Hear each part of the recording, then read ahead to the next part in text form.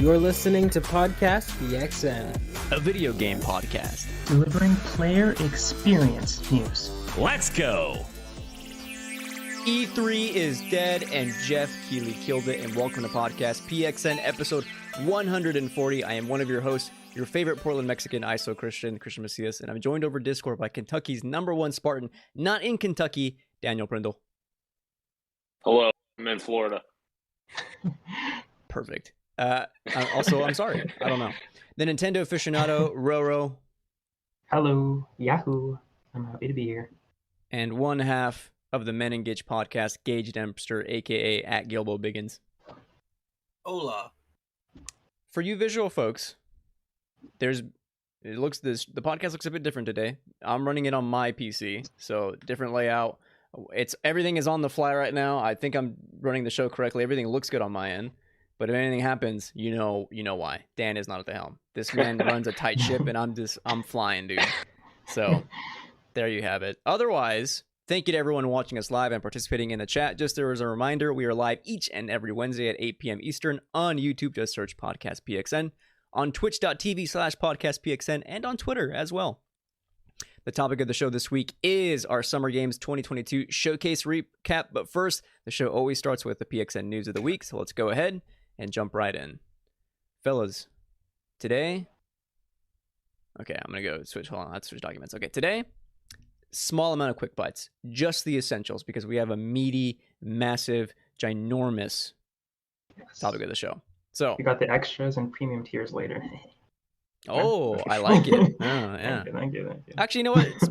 Why not start with that? Speaking of which, the new PS Plus has launched as of June 13th, Monday. And it is the tier system. You have the essential, extra, and premium tiers.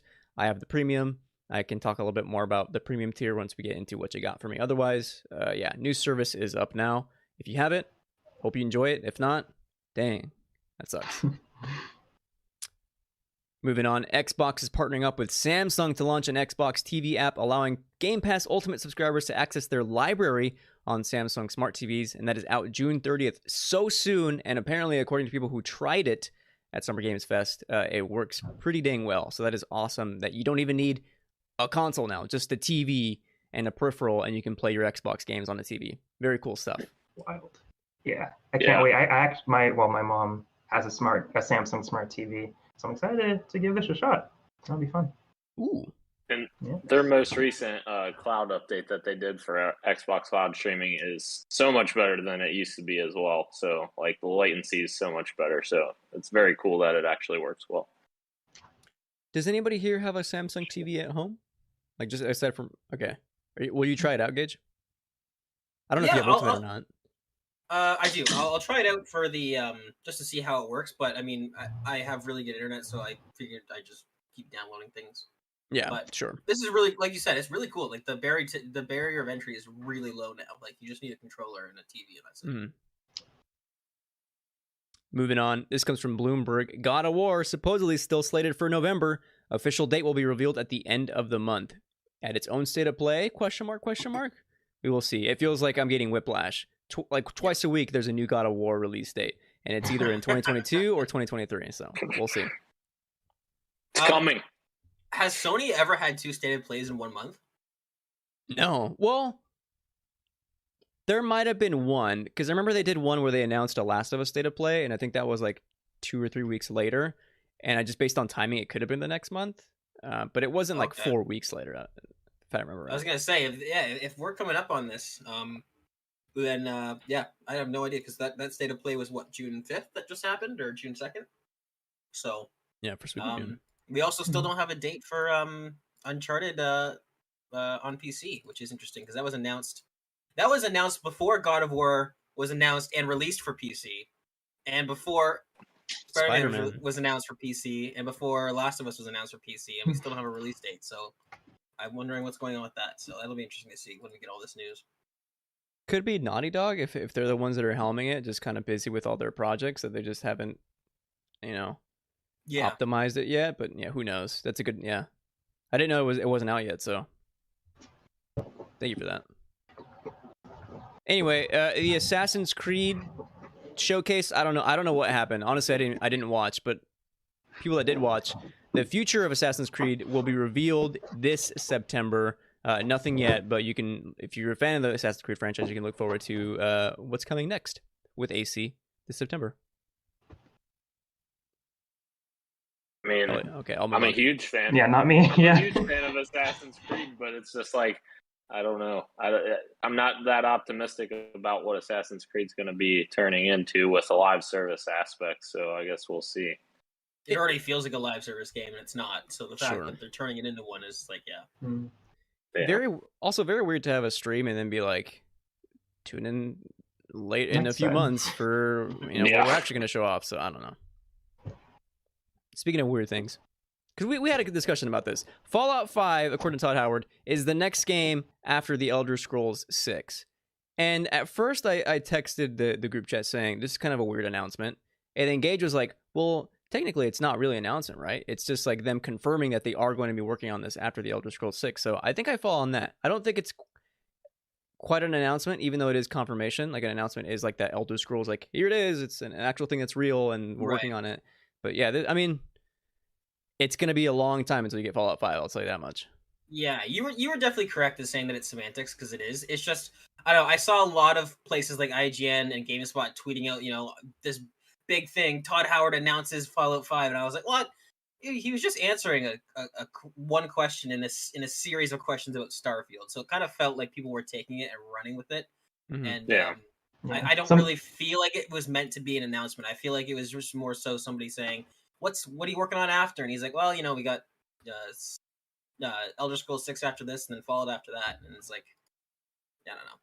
But I mean, yeah, it's cool to get confirmation. I kind of figured that this was coming, because that usually seems to be their sort of output, is Elder Scrolls Fallout. So I'm excited. But we'll probably be playing it in an actual apocalypse, which is unfortunate. Dude, that is harrowing to say, but you're so right.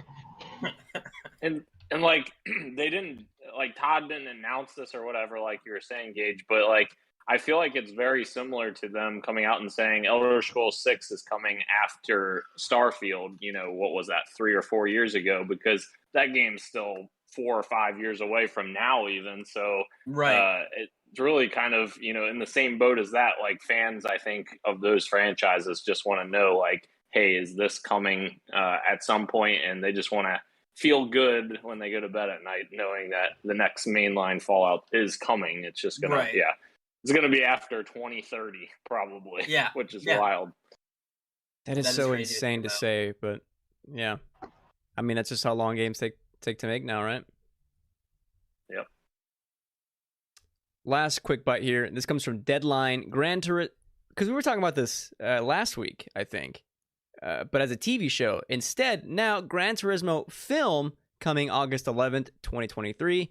Directed still by Neil Blomkamp. Based on a true story, the plot centers around a teenage Gran Turismo player on PlayStation becoming an actual professional race car driver. And let me tell you guys, I'm in. I'm sold. Why? Because it's Neil Blomkamp, and that is the only reason. He directed Fast and Furious movies? Did he? No. No? Oh, District thinking about 9. somebody completely different. Okay. District 9, Elysium, Chappie. Okay, I know what I'm thinking about. I'm thinking about a completely different movie that was announced. Halo Landfall, which was the greatest live-action advertisement for a Halo game. Better than the show? Oh, yeah. Yeah, infinitely. Infinitely better. I was waiting for Dan to be a hater of Neil. Gran Turismo here, but... No, I love the Landfall stuff. Yeah, Neil Blomkamp's great. Yeah. I just want to say, this is it's funny, we were all talking about like what could this possibly be. For some reason, this plot line I didn't consider this, and I feel like this is actually a decent idea. Like, we were all kind of joking around where it's like, what would a Gran Turismo movie even be like? But I'm like, this is kind of like interesting. Like, it'll be interesting to see how this works. And I mean, his photorealistic visual effects company that he owns and runs, like, I'm sure this movie's gonna look awesome. And I remember them doing this, I think it was like 2016 or 15 when I think it was GT Sport when they were doing this stuff. Like, the winner of the GT Sport like tournament would then go on to race like actual professional race cars. And then I think they turned into an actual race car driver. I don't quite remember the full storyline, but like, I tuned in when they were still doing like the GT Sport stuff tournament with PlayStation. Like, that was cool on its own, turning into actual movie. like an hour 40 action film. Could be very cool. Action drama. I don't know. Yeah. Well, they got all he's got to do is dodge the cringe element, right? Like, I don't want to hear the word gamer said 8 times a sentence. Yeah. But if he can dodge that, I feel like this is totally like ripe for success. I think. Everybody, show me their tongues, real quick. It's time to lay out that meat, that street meat. We got a few items for you. Some. I'm so sorry. Some rumors across the web. A new, according to Alana Pierce on a recent stream, a new Nintendo Direct is happening on June 29th. And this is from her words. I'm sorry, this is from Video Game Chronicle. Pierce's comments match with what VGC has been told that Nintendo is planning a Direct later this month. So whether it actually is or not on the 29th, we'll wait and see. But it looks like there is one coming at the end of the month. Hope so. Got that Bayonetta 3 release date. Oh, dude. For real. Speaking of actually Nintendo, on our last 2 episodes, we were doing predictions for all the summer showcases, and we also did some for Nintendo. So I don't think we're going to do kind of our tally, our post-mortem of the showcases until after the Nintendo one, and then we can tally our points and see who won, if that sounds Gucci. Yeah. Sure. Okay. Ro, you've got some meat for me, and it's yes. on fire. Yes. Whoa, that's Fire Emblem, for yes. after the podcast. But yeah, speaking of the tallies and our points, I'm kind of mad at myself for not predicting this one. Like, of course, a new Fire Emblem should be on the way right about now, and that is exactly the mute that I've got for you guys. Apparently, the next Fire Emblem has leaked. Some screenshots have been leaked on Twitter and other credible in huge quotations sources. But yeah, we got a screen with the Fire Emblem character. It's all in Japanese, so I can't really read it. But the leaked information says that you might be able to summon older Final Fantasy or Fire Emblem characters from past games. Apparently, it's a collaboration between Intelligent Systems, which usually makes these games, Koei, Tecmo, and Gust. But yeah, I've been a fan of I keep saying Final Fantasy because I'm excited for the stream, but Fire Emblem since like the 3DS game. So I'm not really a hardcore fan, but I have fallen in love with them recently. So I'm excited for the new one. So I hope these are true. The screenshots don't really do anything for me, but I'm just excited for a new Fire Emblem game. Heck yeah.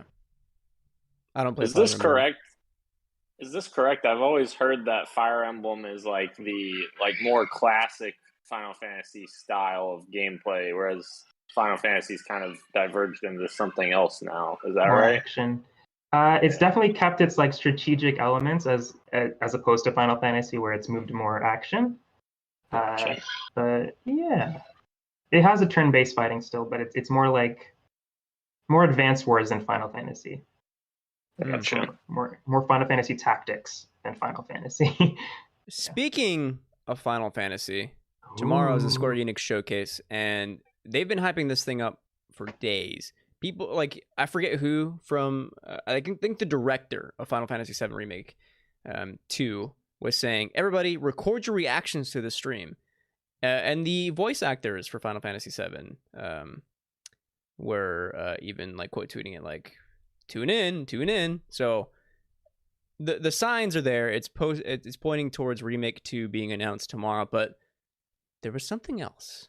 A leak, if you will, from the Snitch, again, from last week, who posted a picture of a supposed Crisis Core remaster that is supposed to be announced tomorrow. So you FF7 Crisis Core fans are in for a treat if this is indeed true, and it seems like it might be.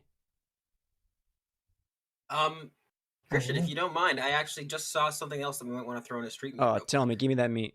I'm gonna give you the meat. Are you ready? Hmm. Riot Pixels is a third-party website that tracks upcoming games and release dates and stuff like that, similar to OpenCritic, where it's very reputable, but it's separate from all the big companies. It's just its own sort of open source type thing. It just leaked Uncharted Legacy of Thieves collection on PC for June 20th, and then quickly got rid of that. So it was up for a second. People screen grabbed it. So this is interesting. June 20th. I mean, today's the what? Today's the 15th, 16th. Yep. Yep. Yep. 15th. Yeah, I wonder if we're gonna get a blog post maybe or something. I don't know, but a lot of people are pointing to this. Tom Henderson pointed it out, so I don't know if that's sort of like a if he's taking it seriously, then maybe it should be taken seriously. But maybe Uncharted is imminent on PC. Crazy timing. Like you were just talking about it. Yeah. Right. Yeah. So there you have it. That's the end of the meet. So sad. Everybody wash your hands. Let's move into news of the week. And again, we have one news item, but it's filled with a lot of micro items. A mini showcase appetizer to whet your palate for the topic of the show later. The Capcom Showcase was yesterday, 2 days ago. When was it? What is time? I think it was yesterday. It happened earlier this week. Yeah, I don't In remember. it, we got news on a lot of stuff. So I'm gonna break it down for you. And I'm just going to rattle off, I guess. I don't know if how you can stop me, okay? Okay. Monster Hunter Rise Sunbreak gets a demo, and it is out now. As of yesterday, you can go play the Monster Hunter Rise Sunbreak demo. Good. Good, cool. It's going to be a great game. We also saw more, well, yeah, I think I agree. People like Monster Hunter Rise, so Dan, I agree. Is it on your thing? Yep. The DLC. I is hope on it's a this thing, stinker. yeah. Or the expansion. Yeah. I hope it's a stinker, he says. Yeah. Speaking of stinkers, I don't know. Exo Primal, we got a new look at it. It ran a little weird on stream, and it could be because of the stream was being a bit weird on my end, but it's an alpha build. However, a closed network test was announced for Exo Primal. I didn't get the date for it, so I apologize, but that's incoming. If you're interested in Exo Primal, look it up because a network test is on the way. Moving on, this is a little bit weird. An announcement of an announcement. But a Dragon's Dogma celebration video is scheduled in the next coming days. So if you're a Dragon's Dogma fan, look forward to an announcement soon on the future of the series in the next coming days. Here we go. This is the good stuff right here. Here was the Resident Evil Bang Bang that we were all waiting for, eh? Resident Evil Village DLC. No, come on, man. Don't laugh. I'm being Dirty serious. Dan, take it seriously. Yeah. Talk about Resident Evil here. Come Grow on. up. Yeah. All right. Resident Evil Village DLC has been revealed. It is named Shadows of Rose. Spoilers, I suppose, for Resident Evil Village. And it's also getting a third-person mode. Because Shadows of Rose is in third person, and now you can play the entirety of Village in third person with all new animations for Ethan Winters and the people you fight against. So very cool stuff. That's kind of exciting. I like that. Yeah. Yeah. Sorry, go ahead. I love third person Resident Evil. I think I think when the series is at its best in third person. However, I think the way this game was designed, specifically Village, the beginning sections of Village, I think are better in first person because of how it looks and how those levels are designed. I think it's better to experience in first person. I'm thinking of the house, Lady Dimitrescu, Castle Dimitrescu, entering a doorway and seeing how huge she is. Insane.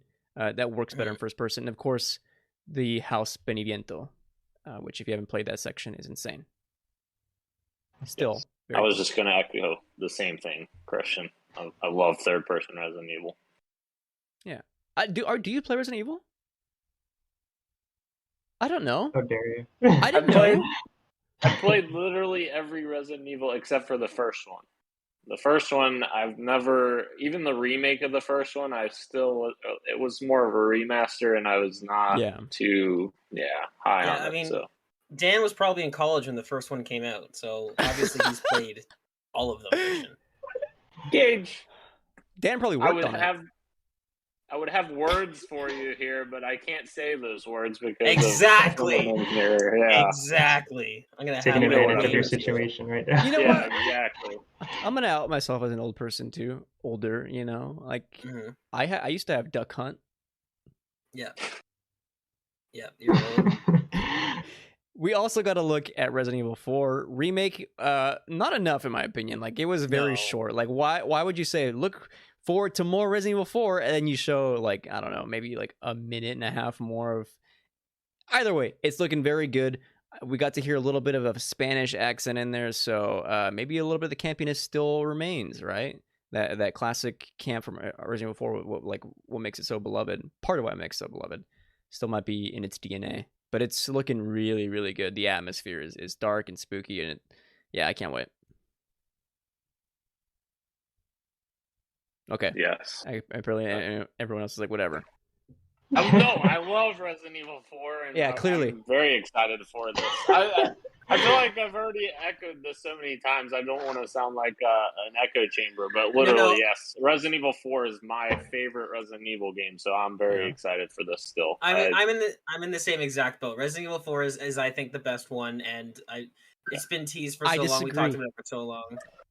I mean, which one's Resident Evil 2 remake actually maybe is remake. To remake, that's fair. But good. that's the thing. Yeah. Right now, it's 2 remake versus the original 4. So maybe 4 remake, will dethrone that. But and the other thing is like if you're comparing 2 remake to 4, which is like a 15-year-old game at this point, or I don't remember exactly when it came out. Obviously, the 2 remake holds up a lot better than the original 4. So yeah. But 4 still holds up really well as well. Yeah. And I've been playing more of it on PC. What's that? The tank controls are a little bit. It's not still tank cumbersome. Controls necessarily. Isn't it for Leon? For Leon? It's tanky. He's a tanky boy. He's a tanky boy. It's stiff. I'll give you that. He's stiff. Leon is stiff in that. He is very stiff. But like that's the Resident Evil charm, from the beginning games. Yeah. Right. But speaking of 2 remake, Resident Evil 2 remake, 3 remake, and 7 are getting next gen patches, and they are out as of whenever this showcase was. It includes 4K output, a high frame rate option as well, ray tracing, and 3D audio, and you can update those for PS5 and Xbox Series consoles for free. PC, that patch is available to download right now. And I thought about it. I thought about replaying 2 remake on the spot. This is incredible. Let's go. Yeah, I'm throwing it up. Is that better for you? That's worse. As the PC representative, I need to throw this out there because this just broke like an hour ago. If you're on PC and you update to these new ones, you cannot go back and play the unenhanced version, and that doesn't sound like a big deal, except for that this new enhanced version of these games actually raises the minimum requirements for your PC. So if you're somebody who's just able to play it now, hopefully you have auto update turned off, because if not, you're screwed and you can't do anything about it. But if you have auto updates turned off, maybe don't update just yet if you are not sure that you can run the new versions. I don't know why Capcom is getting rid of the old ones. It seems like a really bad idea, but hopefully this will be solved. But something to point out for people that are playing on lower scale or sort of not super high end PCs is that once you upgrade to this next gen enhanced version, you cannot go back to the old version. See, so Dan, something to keep in mind. Dan, this is the kind of critical insight I'm looking for when I say things on the podcast. Like, Gage, what a thoughtful and response, advising people about it. Thank you. It's a tough job, but somebody's got to do it, What would be cool is if Steam and the PC libraries did something, and this isn't a joke, this is me being serious, something similar to smart delivery, because if Steam can recognize your machine and say, hey, this person has a 1080 Ti or whatever, and they recognize your PC is not powerful enough, they should just deliver you the game that, is for your platform. I don't know. No. This has to do with Capcom delisting the old one. It's kind of like when GTA Definitive Trilogy came out and they got rid of the old ones. That's what's happening here. I know. I just feel like that sucks. It's a higher fidelity version or whatever. So it would make sense if they kept both. I'm thinking that if Steam had a feature in there where they could say, hey, this platform can only run this version of the game, so let's just keep this version on there, not update to this new version. I don't know. That's just a random thought I had. I love PC gaming, but this is some of the woes that comes with it, man. Yeah. True. Very true. I was playing RE4 HD project with the mods, right? And I had messed up. Apparently something messed up with one of the mods, and then all the like models were like disgusting mannequins, like with no textures on them. And I'm like, well, What were you trying to mod them into, Christian? no, I used the HD project. Okay, sure. Yeah. Yeah, Just high like- definition, like 7K high Okay. definition. The only game that I legit like installed mods for to be like, you know, Promiscuous. was Left 4 Dead. And Why? What? It's cool, man. Like, you know, Of all the games? it was awesome. Like that's I'm playing as anime characters, and like Shrek is like one of the people, like the big zombies. The witch was like Thomas the Tank Engine. You can hear it like from far away. What? I've seen those videos. That's terrifying. Shout out to this random mod I saw. I didn't download it because I'm lame. I like to download immersive mods. But somebody made a mod where the tank in Left 4 Dead is Terry Crews from the Old Spice commercials, and Oh, he yells God. power every time he Oh comes my at you. Oh my god. I saw that and I was like, I'm not downloading that, but that's amazing. That's brilliant. So shout out to Left 4 Dead mods. Probably the best modding community of any game ever. I think Ro's the best mod of any game ever. That's fair. Thank you.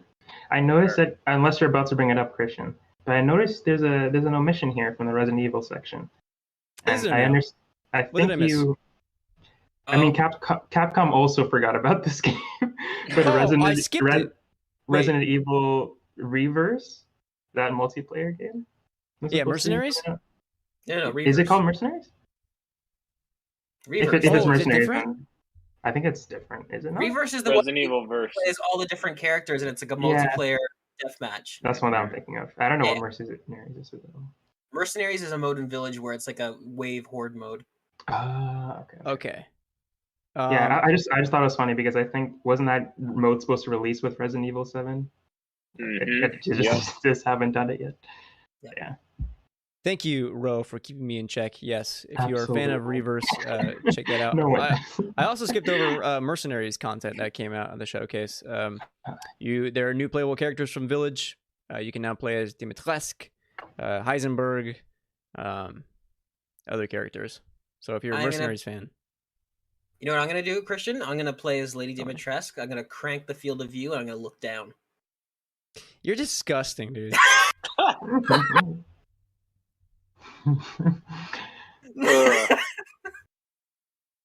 Ugh. Everyone keeps thinking that I'm a Lady Dimitrescu fan. Like, oh, I know why you played that game or why you want to play it in VR. And I have to correct everyone. No, I'm a fan You of like her the daughters? daughters. I have zero like the sympathy. daughters. You get the reputation that you earned, Christian. You have earned this reputation. Anyway, let's I'll move admit on. it.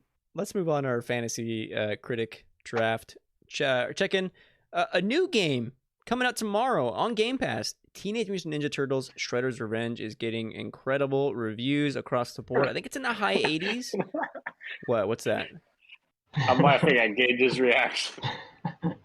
Oh, did Gage count? Well, we'll find out in a second. We'll find out in a second here. Ro picked it as one of his games on his draft. Let's see if the points have. Yes, they have. Here we go. So far at an 87 on OpenCritic, so you're gonna get some 17 points, my man. Which means Let's Gage go. apparently is gonna get a negative 17. Why would you Yeah. counterpick this? I don't know, Panic at the time. I did this months ago. I don't know. dude. I mean, let's take a look at Gage's. I'm draft. gonna be like Amber Heard, and like my net worth for points is gonna be like in the negative No. now. I'm gonna be like negative 12 points by the end of this thing. Gage's picks has 3 counter picks from his games, and so far 1, 2, 3 games that will not release this year. Only 3? I feel like it's way more than that. Replaced Last of Us Factions 2, and where's the other one down there? Redfall. All I've shifted. Oh, maybe it is only 3. Okay. Mhm. That's not bad. You're gonna not get great. some points on the board soon. Stray's coming out next month. We'll see. Yeah. Anyway, sucks to be you. It does. It really does. It's not great. Ro apparently also has another game coming out next week, June 24th. AI: The Somnium Files, Nirvana Initiative. What a name! That is going to bang. I am very confident that that's going to get me some points too. I wish I were the game. I would love to bang. Oh. What? This is gonna bang, bro. Oh my Oh. God.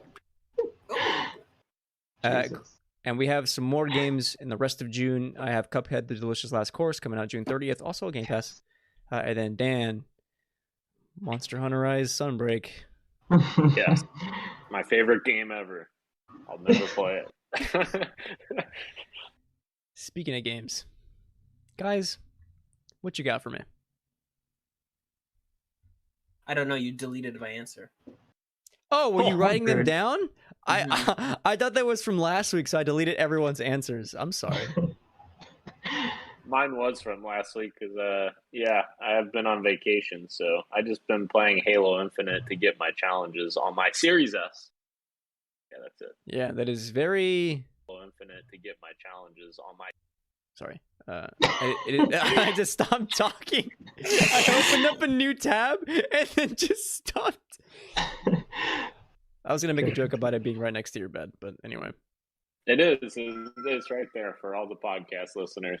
And then there's my niece on the bed watching the podcast. Incredible. Yes. I forgot she was here, so I apologize for it. I don't know what I She said. can't hear. Okay, nice. Oh, sweet. Yeah. Thank God. Thank God. I've got AirPods in, so Yeah. we're good. Ro, Yes, anything sir. anything back to report? Yes, I do. I teased you guys on the podcast, or not the podcast, on Summer Games Fest. I said you guys are going to be super proud of me for the game that I've been playing, and it was really hard to keep it in just now when we were talking about Resident Evil, because I am playing Resident Evil 4 on the PC right now. Yes. What? I know. Did you get HD Project or just the I did standard? not, just a regular one. Yeah. Okay. I don't know about this HD project thing, which I would have done if I had known about it. But knowing my laptop, it probably wouldn't have run it properly. But anyways, Resident Evil 4 is awesome so far. I'm not that deep into it. It is campy, and those are tank controls, Christian, aren't they? Are they not? They are. I don't think of it as tank. He plays more stiff, but like I'm not having to like stop and then move and then to go forward. You know what I mean? Like I can strafe a little bit. Okay. The thing that's hard for me, just like obviously it's an older game, is having to stop and aim and not being able to move while I'm aiming the gun. Yeah. I'm like, this is so weird, but I get it. For like I'm starting to get into the flow of it. It's making more sense as it goes along, and yeah.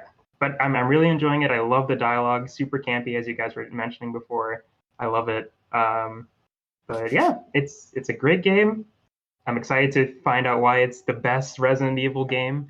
So yeah, I'm excited to keep playing. I haven't been scared yet.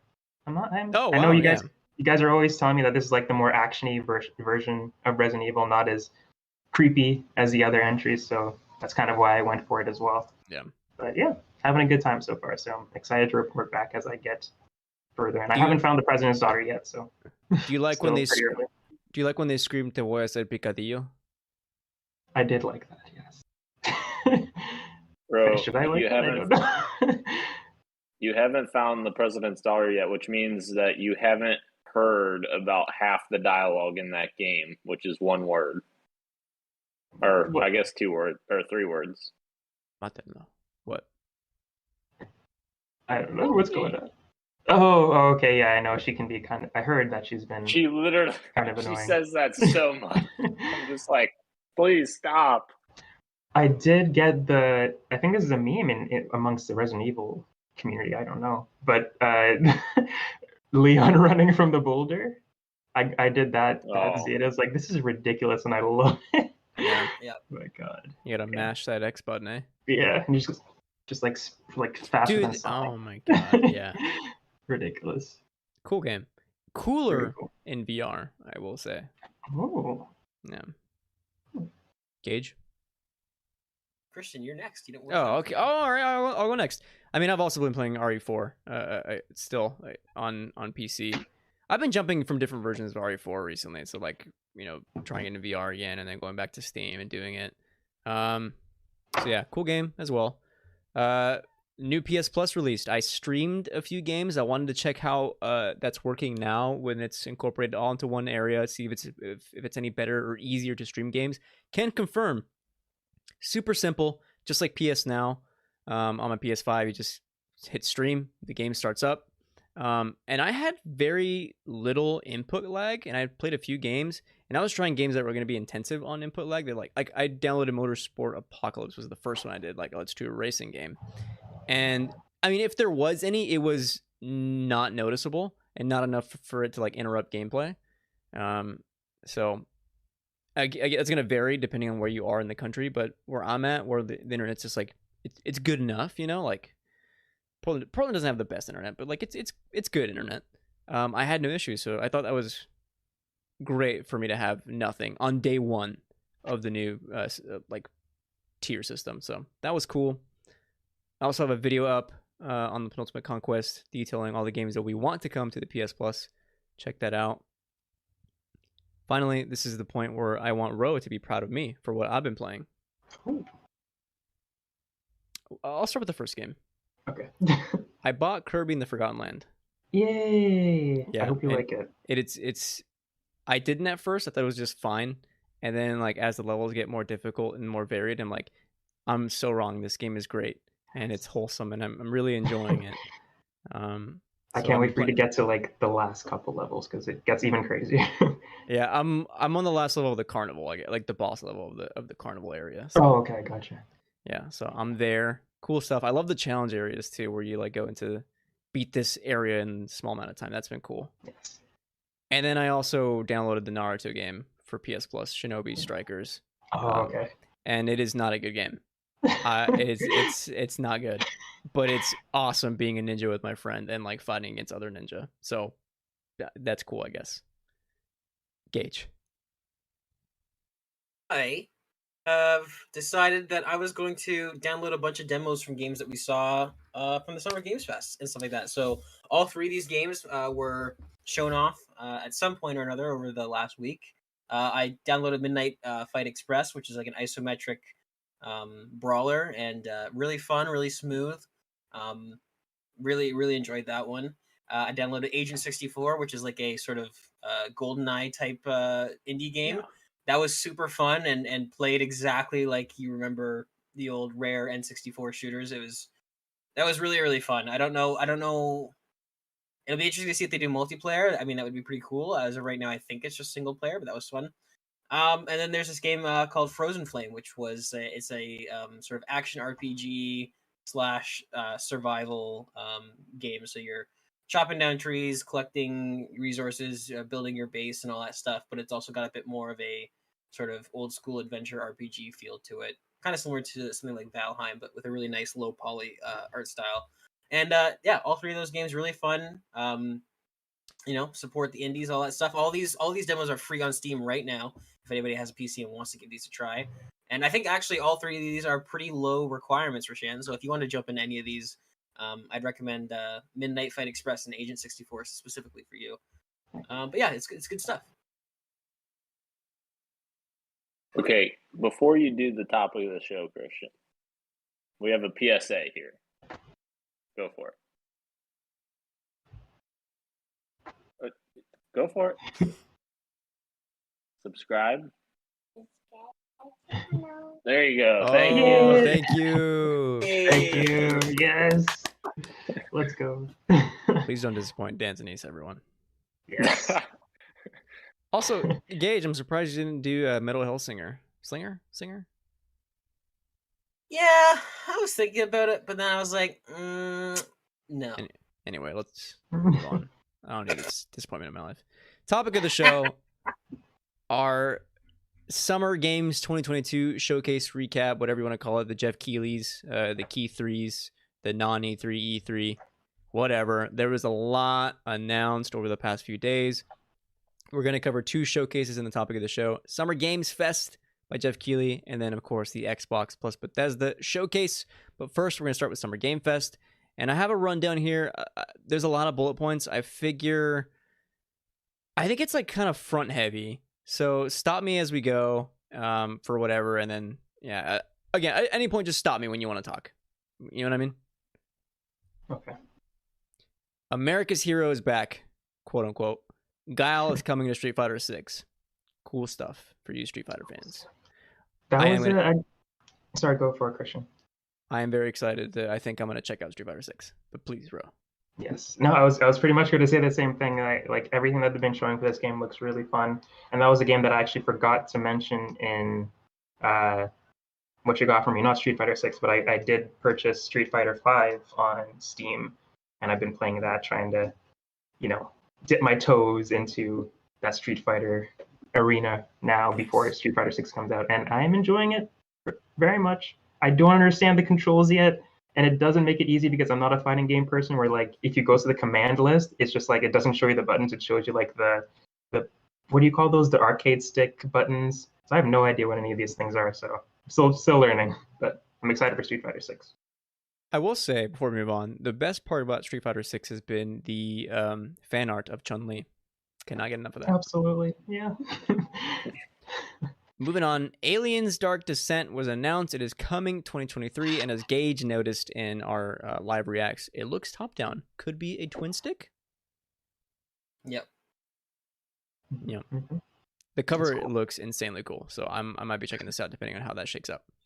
A game I'm definitely going to be checking out is Callisto Protocol. We got 2 new trailers, and it looks terrifyingly incredible.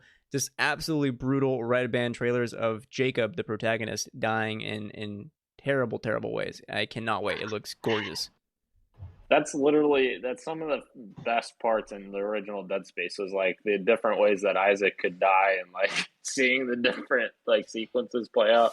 It was just insane. I can't believe Dan is talking about this with a smile right next to his niece. You know, it's fine. Gotta start 'em It's off young. fine. We're talking about video games. Oh, perfect. That's actually really smart. Gage put a G next to all the games he wants to talk about. I like that. I'm just about to do the same if I could find anything, Geoff. I will say Callisto Protocol on this Summer Game Fest kicked off what will be, I think, the year or the showcase at least of sci-fi horror games. Yes, Like, there is that a is- lot of them. Yeah, and they all look good. I think. Yeah. Yeah, and a lot of them are inspired by Dead Space, which is hilarious. Like Dead Space remake's coming out in January, and all these inspirations of Dead Space are coming out. It's really cool and great for the survival horror genre, I guess. Right. It's gonna be really cool to have a space survival game in December when Callisto Protocol launches. Then December 1st, something like that. Modern Warfare 2 gameplay was shown off. We got to look at new characters as well as some. Sorry, we got to look at old characters as well as some new ones. We got to also look at the updated engine that's running on Modern Warfare 2, as well as like some cool water physics showing off in the gameplay trailer. Gage, please. Christian, you already know, man. We had a nice little moment, you and I, where we were both simping over Alejandro Rojas and his beautiful hair and his glasses. This game looks really good. It looks really, really good. I don't know. I'm very excited. Modern Warfare 2 is just specifically the campaign is like I think arguably the best campaign of any of the Call of Duties. So to see this sort of not only remade but like them actually properly using the new engine, like we were all discussing, we thought it was really cool to have that wet work mission. But now because you have the ship shifting in the ocean and it's moving the cover back and forth and it's creating this dynamic, like that is to me the perfect way to remake a game, similar to like how we talk about RE2, where it's like the core game is the exact same but you're using the new horsepower you have to sort of just make it dynamic. And I cannot wait.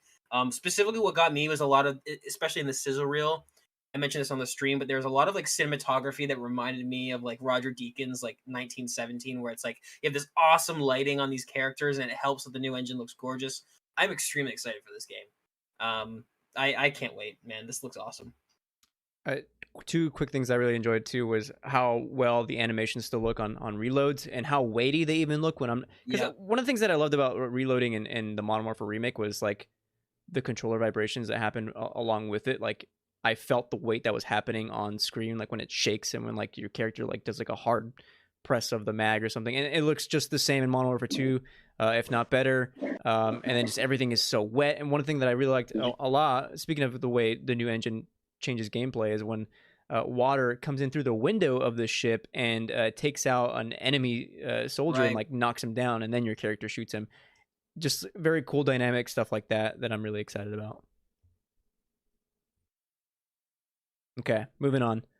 A game that Dan might remember when it was announced, like, what, 30 years ago? I don't know. God, here we go.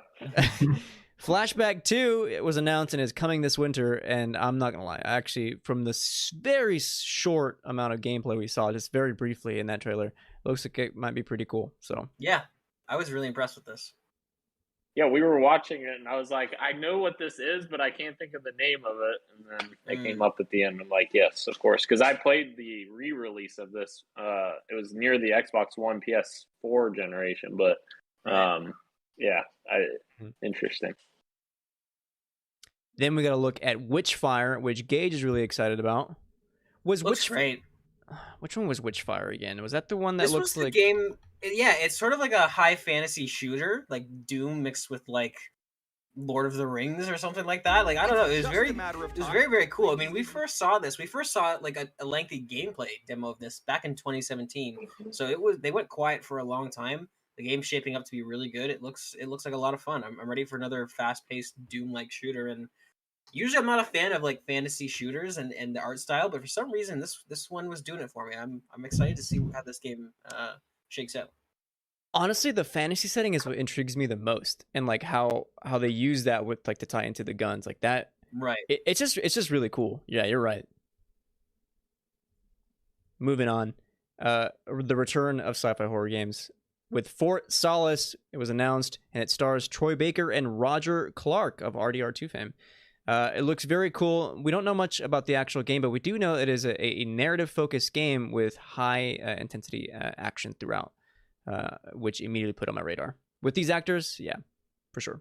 But yeah, I think the cool thing here was like this is an independent developer, a small little studio that basically called them up and were like, "Hey, do you guys want to do this?" And they were like, "Yeah, this sounds awesome." So I think that's really cool that just a little studio got to work with both Troy and Roger. Really cool. I think that's something that not a lot of people are missing out. I'm really glad you brought that up, Dan, is because video games are not the same way as movies. Like, I mean, video games take a really long time to make. So for an extremely busy voice actor like Troy Baker to look at this small studio and whatever they showed him, whatever they pitched him to go, yeah, I'm going to dedicate months of my life to this thing. Like, to me, that has me really excited that however the gameplay shakes out, the story obviously was enough to hook these two huge names. This is the first game that Roger Clark's doing since Red Dead 2. He's not done anything else since Red Dead 2, and he's signed on for this as well. So I'm very, very confident that whatever they saw, whatever they pitched them, at least this game's going to have a really interesting concept. So I'm very excited for this. Do you guys find that wild that Rockstar finds these actors that, like, yes, you know, they do these roles and then for their games and then they go off and disappear for a while? Or like, you know, in Trevor's instance, he went on to do TV stuff from GTA 5, the dude who plays Trevor. I can't think of his name. But it's so wild. They normally like just disappear and you're like, where did they go? Like, I gotta shout out again. Polygon has this awesome 9-minute documentary about Rob Wiedoff, the guy who plays John Marston in Red Dead 1 and Red Dead 2. And they found this guy. He came in and did Red Dead 1, and then he left the industry and never did anything again until Red Dead 2. And I don't think he's done anything since. But really, again, how they found him, and you know, he's not an actor or anything like that. Highly recommend people watch that. But you're right, Dan. Their scouts or their casting directors, they're able to sort of see something in people and really hone in on that. I do want to say as well. I think this was the game that Troy Baker was talking about, the mocap, because the mocap they were doing is like, I don't know how high tech it's supposed to be, but I think they were talking about like how it is being super intense, specifically with like the not coordination, like stunt coordination they were doing, and the stunt coordinator was like really getting Troy like inspired. I think they told the story of like, I don't think I can do this, and the stunt coordinator was like, not only will you do this, like not only can you do this, you will do this, and I'll teach you. And like, I don't know, that aspect is really, I think it's really cool when actors get to like be there in person and do mocap and do not just be there like to capture like their movements and their animations, but to do like heavy, intensive, like here's a full scene that we're doing and we're doing movement. That stuff, when they do mocap like that, is always inspiring and makes for really cool gameplay segments or, you know, cutscene segments. So I'm that really fascinates me for Fort Solace. Moving on, Routine, after being announced nearly a decade ago, was shown off again, and it is more sci-fi horror featuring robots and a very cool, almost VHS-inspired camera on the back of your gun. I don't know, but I am so fascinated. I can't wait to eventually check this out. The Android design, absolutely terrifying. We didn't get to see a lot of this game, but it was funny because this came up, and I think both Christian and I were thinking like, okay, another sci-fi. And then when he turns around, you finally see that robot, the android behind you. Oh. Terrifying. I love it. I'm in for it. My favorite thing about like where we are with video games is lighting, or the lack thereof. Like atmosphere in these games has been insane, and like it really excites me. Speaking of lighting, The Rock certainly looked good in his gym Iron Paradise lighting when he showed up shirtless with his Noah energy drink sponsored ad for Black Adam. Nothing more to say there. Geoff's got to pay the bills, I suppose, somehow. Yeah. Then we got to look at High Water, which was revealed, and it is coming 2022. Moving on, American Arcadia is coming soon to PC and console, and Gage is really excited about it. Looks really good. Truman Show, but a video game. Like, all right, I'm interested. Yeah. I think this was like the dystopian one where you have to escape this like city that seems like it's a peaceful city, but it's actually not. Right, everybody's watching lives, you. Yeah, everybody's lives are being televised and stuff. Yeah, it's cool. Then we got sorry, go ahead. No, please. I was just saying, I think Ro and I both commented that looked very like it almost seemed like a We Happy Few type vibes. With like sort of dystopian thing. So yeah, it looks really interesting. And then we all got debated. Phenomenal. Skipping 2. It is not Dead Island 2. It was Goat Simulator 3, and it's coming this fall. What a hilarious trailer. I will not play this game at all. I tried Goat Simulator 1, and I get what it's trying to do, but it's still just surface level for me and not enough. I think this was my favorite moment of the show, just the trailer. Because they got everyone. We were watching this, and I was like, this is insane. Nowhere ever has a publisher just given up a project and given it to somebody else because it shows Coffee Stain, and I was like, they're an indie developer. I thought Deep Silver, like, this was nuts. This was absolutely nuts. I can't believe they did this. This is great. This was just, I love this. I absolutely love this. This was the moment of the show for me. And it's very self-aware. You know what I mean? Yeah. Like, which is perfect for Goat Simulators, but yeah. Cool stuff. And is there even a Goat Simulator 2? Like, no. I think. I was going to say to skip the sequel, or skip 2. Yeah. I love that. I love that type of humor. That's amazing. We then got another trailer for Marvel Midnight Suns. Spider-Man is in it. Of course, we knew that. But Venom also in it. He's a villain. Yeah, cool stuff. I don't know. Midnight Suns, I might check out. I want to try like I think it's an RTS, card-based RTS, but it's not deck building. It's like XCOM, if you've played XCOM. Okay. Similar. I don't know. I might check it out. Yeah. And then we got a new trailer for Cuphead: The Delicious Last Course. Again, that is launching June 30th on Game Pass. Looks fantastic. I think, starring Miss Chalice. I just wanted to say, and maybe I'm wrong on this, but the DLC costs below $10, right? Is less than $10 to buy this? Or is it more than that? I don't know. Not sure. From what I've gathered, that this DLC is $10 or below is insane for the amount of work and animation that they're putting into this. It's like, that is crazy. I don't know how long the DLC is, but I know how much work they must have put into obviously the base game and this DLC. Is like, that's insane that they're giving this away for $8. If I'm right, I should double check on that. You're correct. $8, 10 Canadian. That's insane. Yeah. That's a steal of a deal right there. I can speak a little bit on the length part because I was not me personally, but I was listening to Kind of Funny. They were kind of talking about the games that they played at Summer Game Fest, like that little like for the journos to play all these games.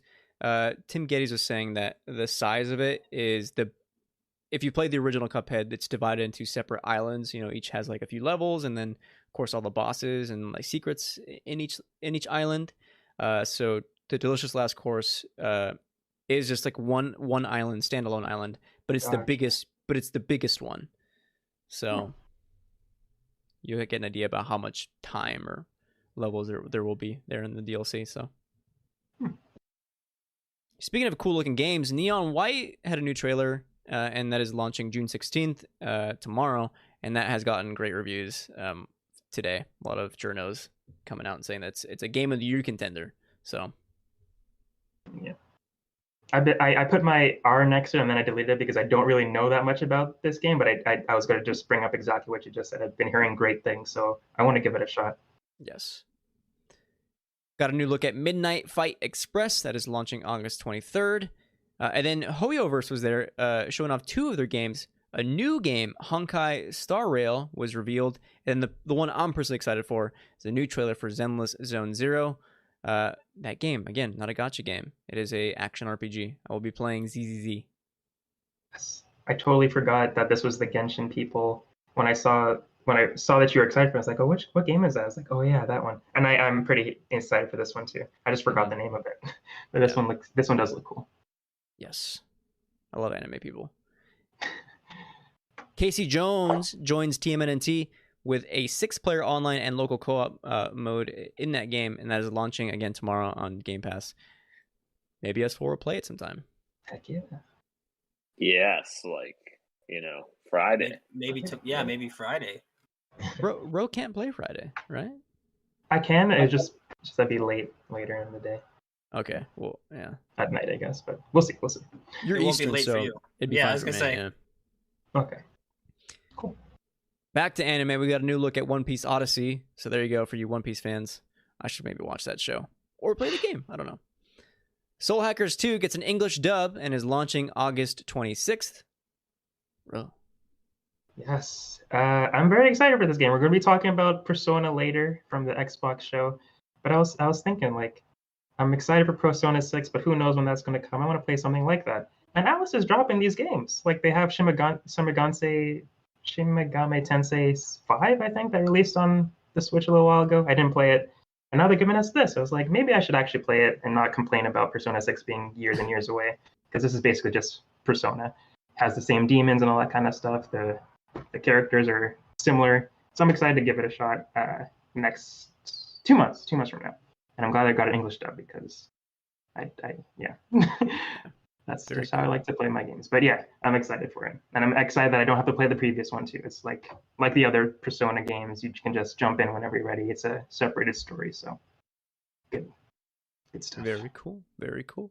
Speaking of cool games, Metal Hellsinger is coming later this year. It also there's a demo live that day. Metal Hellsinger is the rhythm-based first-person shooter, just like BPM, but with metal music. And I've seen a few videos, and it looks really, really cool. I might be checking this one out. And then we got a new look at Nightingale. And Gage is very excited about this one. I don't remember Nightingale. That's fine. It's another survival game. It's just my niche. It's like how some people really love the Gran Turismo or the Forza Motorsport sim games. I'm just a sucker for the survival sim, like the Arks, like a Valheim. The Valheims, the Arks, the Conan Exiles, those type of craft resources and build your base and all that stuff. So it's just something like that, except it seems to have a sort of a high fantasy twist where there's different dimensions that you have to go to get different resources. So you have to build this teleporter, and you have to find cards that will take you to different realms, and each realm will have different enemies and different biomes and stuff like that. So it just seems really interesting. I'm gonna definitely keep my eye on this one. Like I said, I usually play most survival games that come out, so I've got this one on my radar for sure. Nice. For you Saints Row fans, Saints Row Boss Factory demo was revealed, I guess, and is out now for free. You can build your character. Apparently, the customization isn't as deep as it maybe was let on, but hey, if you're into Saints Row, you want to build a character, have at it. We got a new look at Warhammer Darktide, launching September 13th, and it is a 4-person co-op FPS, which actually has me it looked really good, and then was later confirmed. I think it's also coming to Game Pass, I think. Yes. Yep. So, for us to play, maybe? Yeah, like a Left 4 Dead-like game, which I think the previous one before Vermintide, I think was also, or I'm sorry, Vermintide is the previous one, was a similar type of game. But yeah, this one looks really good, Dark Tide. And it's in my fantasy critic as well. So it's got to be good. Versus. The year of the Um, Warhammer. I am absolutely down to play this. Yeah, we should all definitely jump into this. Yes. Bloober Team is working on an Unreal Engine 5 game, and it's Layers of Fear. Say what you will about Bloober Team, but like I don't know, they kind of nailed the spooky vibes in this one. It's double plural. It's Layers of Fears. Oh, you're right. Yeah. The original, Don't I know. think, was Layers of Fear, right? Yeah. Yes. And there was Layers of Fear 2, and now it's Layers of Fears. Nice. I don't know how I feel about that, but it's launching early 2023. Double plurals, not a fan. No, me either. Speaking of things I'm not a fan of, we got a new trailer for Gotham Knights, which I think Gage is making. I think Gage made a joke saying like every time that game is shown off, it looks less and less interesting, and I think he's right. Yeah. But finally, we got hard pass. Yeah, it might be for me as well, which sucks to say, but it is what it is. Probably play it if it comes to Game Pass at some point. There's so many, like you say, Christian. There's so many good games coming out. Like we can skip a couple, you know. Yeah. Damn. Speaking of games I won't skip, Neil Druckmann took the stage and announced so many things, which I will cover for you right now. Factions 2 is now a standalone multiplayer game.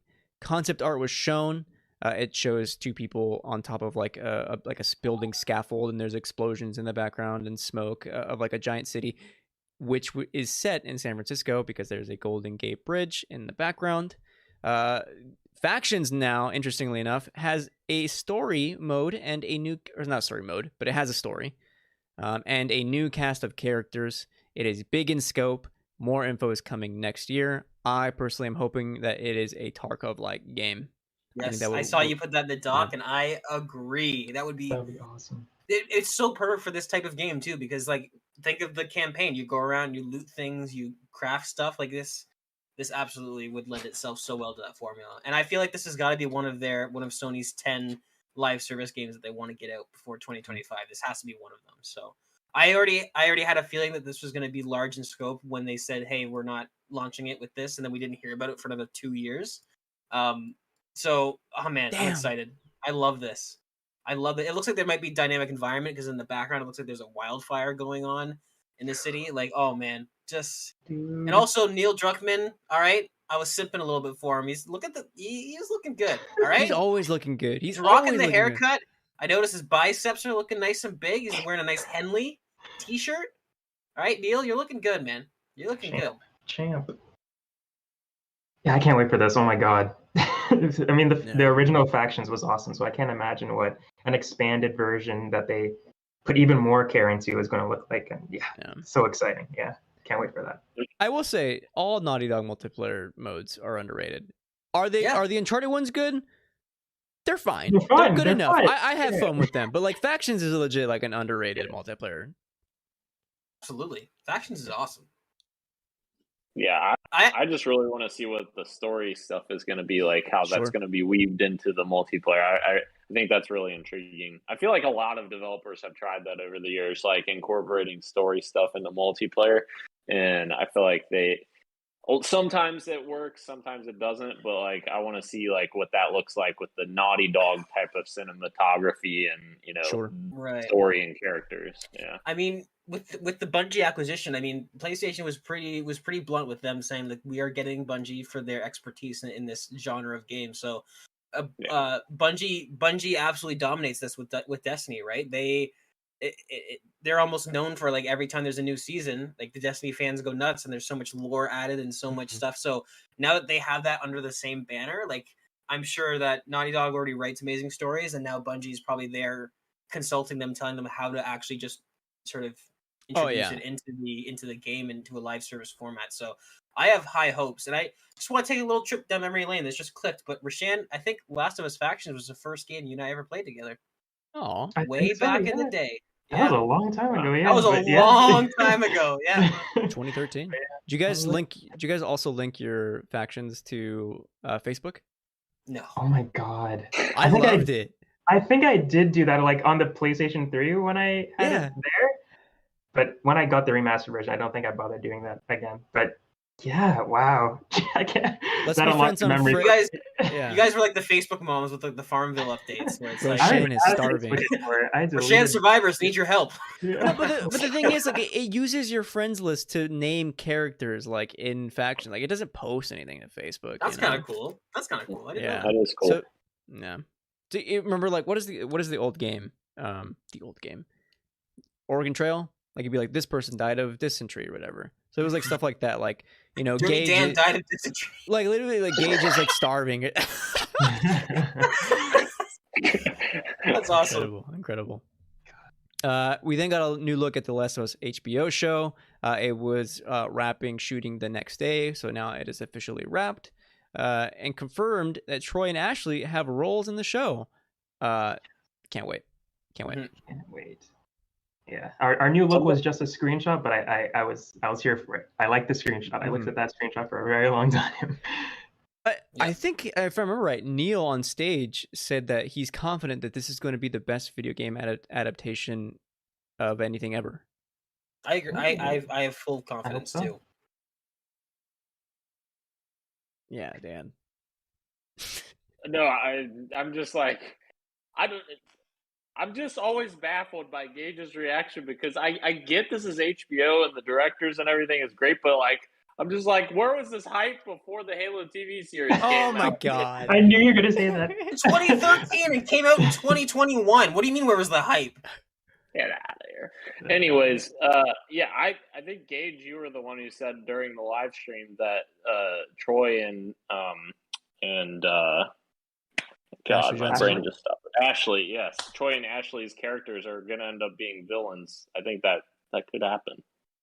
I could see Troy Baker playing. I mean, no spoilers for The Last of Us in case you haven't seen it, but Trey playing what the character that Nolan North plays in the game. I feel like that would be really interesting. He kind of has that physicality, right? Because that's the thing with Troy Baker. He looks nothing like Joel, and that's the magic of video games. But he does kind of have that that physicality of the character that Nolan North plays in the game. So that would be a really interesting twist.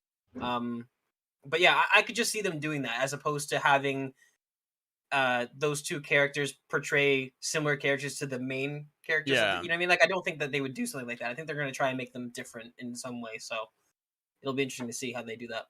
Very exciting. Moving on.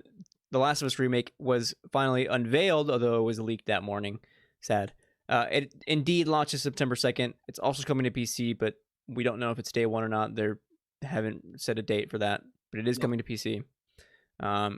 The game features reworked models, animations, and overhauled gameplay. Essentially, you're buying TLU 1, but with TLU 2 levels of gameplay. That's all I want. Right. And it includes Left Behind DLC, however, with a full $70 price tag. Should have been cheaper? Maybe, if I'm being honest. But development costs, I understand, and it's looking really good. So I might buy this. I think we're all maybe jumping the gun. I think we should reserve until we see gameplay, because Sure. if it's just graphical, I totally agree with everyone, because the original game holds up really well, and that's just a testament to Naughty Dog and how they're fucking wizards at what they do. Because that game launched on the PS3 and it looks gorgeous, right? But if this really, like, I mean, if you really think about the gameplay upgrade from Last of Us 1 to Last of Us 2, the dodge system, the dynamic combat, like, so good. If it really plays like that and you're doing it all as Joel, like, I'm so here for that. Like, I will absolutely pay full price for that. And that is a bit more intensive than just like a reskin. You know what I mean? Like, that is actually sort of putting in work. And they did also overhaul the AI as well. So it's exactly. Not just, Dude, yeah. Like, there's going to be those scenes where in like Last of Us Part 2 where they have the AIs calling out to their friends. Oh, that kind of stuff. They're gonna put that. Right. They might put that into the first game. And like, there's going to be a lot of scenes where that's going to hit again, even harder than in the second game.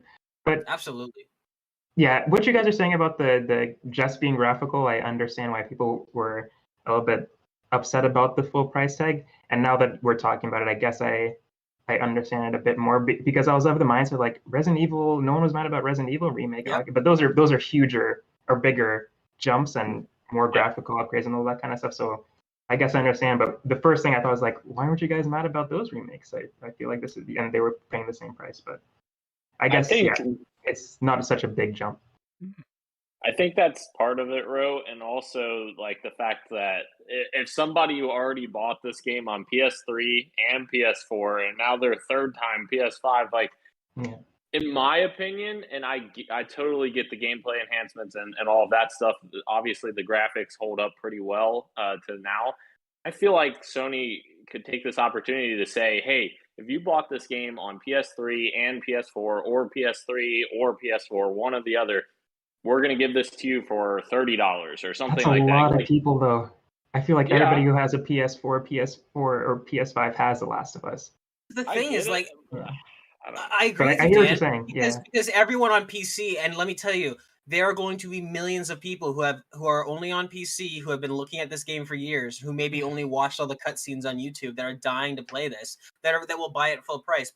And you know what, Dan? I feel like if Naughty Dog was an indie studio, they would do that. But it's PlayStation is known for being stingy with their $10 upcharges and all that stuff. I think there was no chance of this ever happening. Although, if Blame Jim in a perfect Ryan. world, if I was in control, I would do exactly what you're saying, Dan. I think that's totally fair, and that's what they should have done. And I'm sure maybe that's what Naughty Dog would want if it was up to them, right? But it's Sony. They're not going to do that. Right. Yeah. I have one hot take before we move on, okay? I'm very excited for The Last of Us. You know me. It's my number one game of all time. I'm worried. Same. I think the original models look better. I like when I look at screenshots side by side, I do think the remake looks better. Obviously, I'm not sure. dumb, okay? But I look at the 2013 and I say this game now has style. Right. I like how like that style looks now, even looking back on it almost 10 years later. When I look at it now and like the models, I don't know. Something about it, I don't know. Sorry, Gage, go for it. I know what you're saying, and I half agree with you, but I think the problem you run into, because I was thinking about this, and I was like, why did they do that? Because specifically the car scene with Ellie looking out the window was the one that a lot of people are pointing to, where it's like, you know, she has such bright eyes, and you capture this emotion in the old version, and in the new version it kind of looks a bit dumbed down. But I think the reason they have to go this route has to do with purely with facial animation. I don't think you can increase the facial animation and keep the old stylized, because then you run into this uncanny valley sort of situation. So I agree with you. Specifically Joel's character model, I really prefer the old Joel to the new one. But I think they were at a crossroads where they had to, if they were going to increase the facial animations, which that is way more noticeable than the graphics. I was watching some some videos, and especially that the barn scene that everybody loves, where they're sort of arguing back and forth. The old, you're able to sort of blot it out in your mind because you're so taken, but the lip animations have really come a long way, and I think that alone they had to sort of increase the fidelity. But I agree with you that they are losing a little bit of that style, but I think they didn't really have a choice if they wanted to increase the facial animations. Yeah, I don't want to take too much more time, but there was a test animation that came out today. Yep. And that was where I was like, I feel like what you're saying, Christian, I don't necessarily disagree either. We're losing something, we're also gaining something at the same time. Right. There's it's definitely a style change, and like the new test looks like a real life test. Like I could see that person on the street, and the old test looked just as good, but there was definitely something with the old test that I was like, wow, like the way that she's welling up in her face, like that's so good. And then I look at the new one, it's like, holy crap, she's about to cry. I feel like I'm going to cry now too. Like this is it's too good. And like this, and it's like I say, the facial animations they had to increase the fidelity for this, because I watched that again and again, and you can see she doesn't open her mouth, but she sort of like exhales, and you can see her cheeks like inflate and then deflate really quickly in the new animation. I'm like, that is an insane level of detail, and that would look terrifying if you just kept the old version. Yeah, sure. That would look so unsettling. But I'm glad you brought that up, Rashan, because I watched that again and again and again, and I was like, holy shit! Like Naughty Dog is like masters of their craft. This is insane. The Henry and Sam stuff is going to. Oh my god! I didn't even think about that. I'm not ready for that. Yeah, but Dan hates The Last of Us. I'm just kidding. I'm kidding. I had to bring you into the. It's in my top 10 favorite games of all time. I'm very excited to play this. I'm just sad that I have to pay $70 to play it. Get it on PC, Dan. You got a 3080. Please get it on PC. last bit of news I'll here before we probably- move on. Oh, I'm sorry. No, you're fine. Naughty Dog team has seemingly grown. Neil's working on a new project, but it's still too early to talk about. I am speculating that they are working on 3 games: Factions, a Last of Us PS5 port, unless Factions team moves to that after, or sorry, Remake team moves to that after, and then I'm praying new IP. Yeah, hopefully it's that rumored sci-fi project that Neil wanted to do. Let me tell you something. I grew a little bit when Neil walked on stage. That's all I'm gonna say. Yeah. God. There was a little Twitter trend that was going on. I even just calling it a trend is a little bit giving it too much. It was a smaller community, but as the quote was, the screen goes black, the stage or the audience goes quiet. What logo pops up that makes you lose your mind? And I think for me, it's Naughty Dog. Like Yep. no matter, it's like I get so hyped when I see that logo now. Yeah, I can't wait for Neil's next game. Yeah. I'm gonna lose it. That was me too until they Oh no. ruined it with Last of Us Oh Part my god! Just Dan. finish the game, man. Anyway, let's talk about Xbox plus Bethesda Showcase, and a lot of stuff here, but I feel like this moment might be a bit quicker than how we covered Summer Game Fest. Let's get into it. It started with a gameplay trailer for Redfall, which actually, Gage, how is this looking for you? I'm so hyped. I love this so much. I'm in. I'm all in. Yeah. It's seeming like it's gonna have like just as deep of a narrative as any of the Arcane games, but with 4-player co-op. And it seemed like I don't know if it was live gameplay that demo they were showing, but like it was running pretty dang good. It was running really well. Yeah. Yeah. So I love the blend. I love studios that blend genres, and Arcane has a track record of doing this. But it really looks like a. I know that they're Arcane themselves are saying it's not this, and I get what they're trying to say, but it is a Left 4 Dead like sort of experience, but also with Borderlands aspect of like leveling up your gear score and their skill trees and stuff like that. And it's like those two things put together, like absolutely sign me up all the way. all the characters were revealed. They got their names as part of the trailer, and one of them has student debt, so I am indeed represented. Yeah. To my surprise, I lost my goddamn mind when Silksong showed up, and it is coming to Game Pass. By the way, I forgot to mention, every game that we will talk about here, with the exception of 2, are coming to Game Pass. And not just that, but within the next 12 months. So Silksong is coming within the next 12 months. In my opinion, it's still coming this year. Anyway. We got a new FPS game from Squanch Games called High on Life, which looks disgusting, but also fantastic. I cannot wait to check this one out. The guns, they look so cool. Yeah. And it's like it's such a Squanch Games, like Rick and Morty, like creator, I forget his name. Justin Roiland type of like the way they talk to you, and just everything, just that humor. It's Dan cool. Harmon. Dan, what? Somebody told me that the guy who created Rick and Morty is also the guy who did Community. I was under the impression it's Dan Harmon, but I could be totally wrong. I think he works with him sometimes. Oh, okay. No? Isn't the Rick and Morty team like a duo? Like it's Rick, whoever you just said earlier. I forget his Dan name, Roiland? Mr. Roiland, and somebody else, and that might be the other person. I don't know though. Maybe. Let's search Yeah, this he up. is. Let me get to the bottom of Justin this. Roiland is the co-creator, Just so I'm Roiland. assuming, yeah, he's the Oh, other okay. one, I'm assuming. Maybe, I'm not sure. Yes, they both co-created it, and Dan Harmon does not voice one of the main characters. He voices Bird Person. I don't know who that is, but Oh, yeah. I forgot that was a character in Rick and we're Morty. both right. Look at that. No. Look at that. That never happens. Never. In my opinion, what is an absolutely insane announcement, Riot Games partnered up with Game Pass to bring you all the League of Legends champions, all Valorant agents, all Runeterra Foundation sets, and select Little Legends Unlocked and Teamfight Tactics, and that is arriving this winter. Absolutely insane for Game Pass to have a partnership like this. Somebody said that it's like over $600 to unlock all the League of Legends characters. I'm like, what? Whoa, that's insane. What? Crazy. Yeah. Damn. Yeah, that's an awesome get for Xbox and Game Pass. That's just keeps adding to the value of it. It's awesome. Yeah.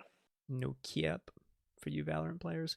Then we got to look at a Plague Tale Requiem, which is coming 2022. I have yet to play the first Plague Tale, but Requiem is looking really good.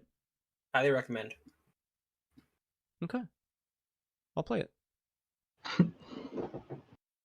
New Forza Motorsport was unveiled. It is coming spring 2023, and it is looking hot, man. It is looking really good. This was something Gage was right on. Damn it. Did he predict this? Yes, I counterclaimed Dan's prediction that would come out this year. I said it was coming spring 2023, and I think it's coming out spring 2023.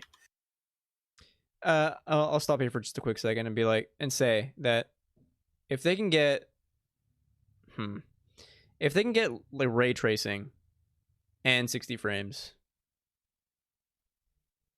while you play, that's a huge win, because that's something that Gran Turismo doesn't have. You only get ray tracing when you're looking at replays, not during actual gameplay. Right.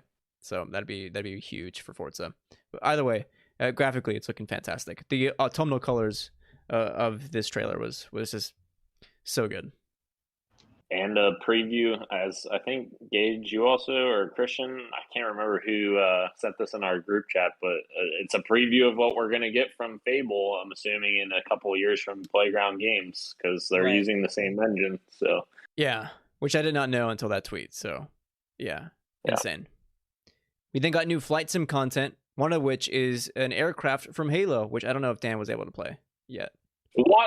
No, IGN. Why do you say? I saw the IGN article that said this, and I just drove me mad. And now you just said it, and I'm like, no, it is not the Halo aircraft. It's called a Pelican. I didn't say that. It's a Pelican. I know.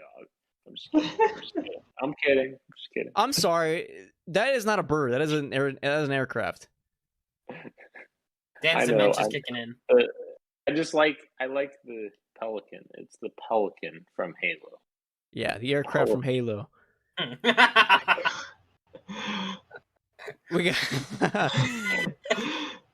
We then got a new trailer for Overwatch 2. PvP confirmed to be free to play, which we did not know until that announcement.